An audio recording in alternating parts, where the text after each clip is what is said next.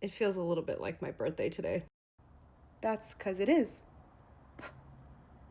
So let's get into the arguments in Lively's opposition to Wayfarer's motion for summary judgment with respect to the retaliation claim. So remember that you can basically distill it to three elements of a retaliation claim. So there has to be a protected activity, which is defined under case law. There has to be an adverse employment action that happens as a result of that and in reaction to that protected activity, and a causal link between. So here, Lively argues that her protected conduct includes something redacted, which happened in April 2023. So that's probably that 17-point list. And then something that happened May and June of 2023. And something that happened January through June of 2024. But if I'm remembering correctly, she alleged in her second amended complaint that nothing bad happened after the January 2024 meeting. So I'm not really sure what her protected activity would have been then. She has another set of redacted protected activities from June to August of 2024. So that would have been during the promotion of the film. And then also she says her CRD complaint is protected activity, but that wasn't until December of 2024. They don't really go into an analysis of why those blacked out, itemed protected activity, alleged protected activity, constitute protected activity. So we don't know. Judge is apparently going to have to take.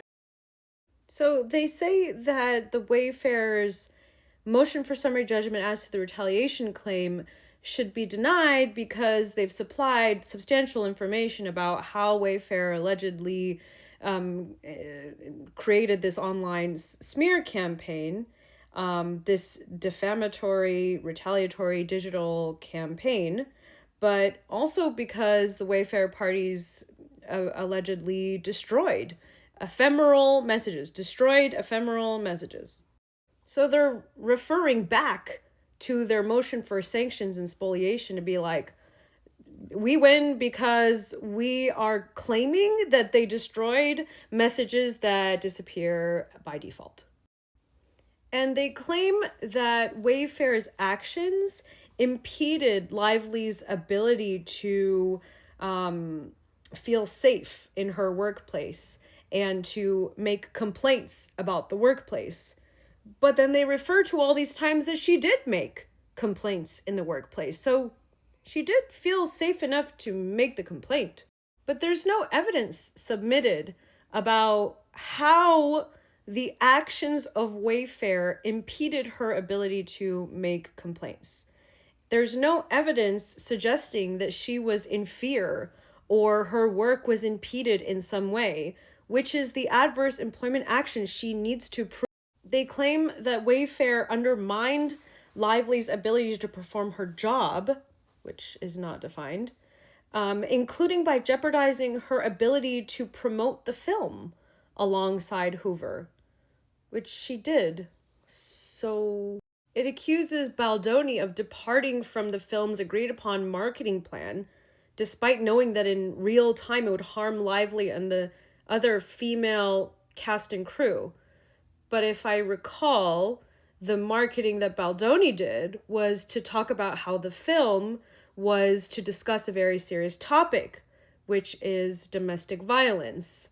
And there is no record of him saying anything negative about Lively or any of the female cast or crew. So how exactly are they proving that?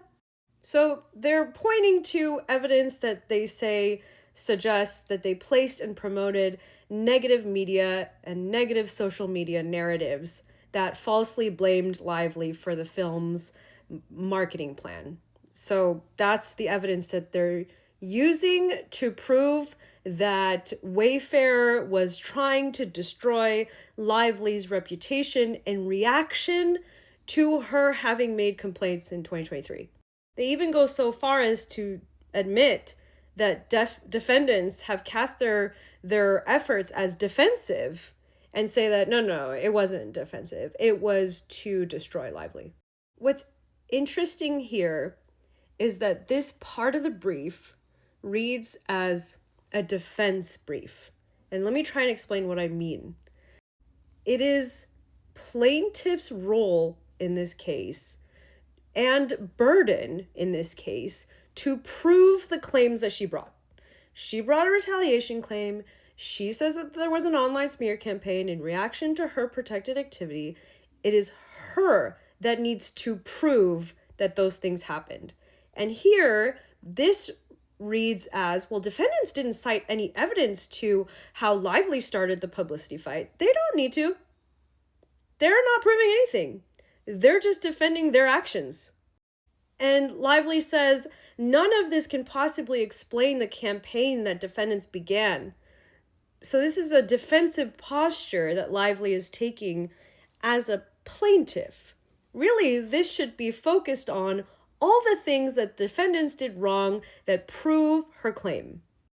It says here that Baldoni and Heath attacked Lively's character, but there's no evidence to support that. Or it's redacted.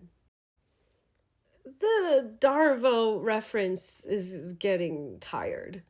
And quite honestly, I think it's just offensive to actually abused victims of abuse. When they get into the temporal aspect, the causal link, they again enter a defensive posture in their brief, where the brief is reading in defense of what Wayfarer said. Whereas they're the plaintiff. All they have to do is lay out why there is a causal link, not break apart the arguments of the defendants. That's what defendants do. And they make a head-scratching argument. They say temporal proximity is unnecessary here because the record shows that Lively's protected acts are precisely what caused defendants to retaliate. That makes no sense. And it seems that they have latched onto the instance in which the word bury was found in text messages, and to say that all of their efforts to defend themselves was to bury Lively. And from what I recall, the text message that uses the word bury was with Stephanie Jones, Jen Abel, PR people talking about how they probably need to find a lawyer if Lively was going to go and do what they suspected she was going to do and what she ended up doing. And they used, I think it was Jen Abel that used the word bury because they were referring to the strength of a lawyer. I think referring to Friedman, that he can bury people. And that is a term of art. That's something we use in litigation all the time. I'm sure I've said it in several of my videos, to bury the other side in evidence and bury the other side in paperwork. It's just a term of art. Does not mean physically bury, and it certainly does not mean reputationally bury, but their entire case and the New York Times article has hinged on this one word. I don't think that that's gonna fly with the judge. Now, there might be a question of fact as to whether or not Wayfarer took certain actions because of protected activity, but they didn't do a good job in this brief breaking that down. And instead, they've attacked Wayfarer's defense to say how their defense fails, instead of taking the opportunity to prove their retaliation claim. They've said, we didn't get the evidence that we needed to prove this, and that's why this should go to trial. I think this claim fails. They did not establish how it was an adverse employment action. They did not establish the causal link. They did not establish anything that you're required to establish for a retaliation claim.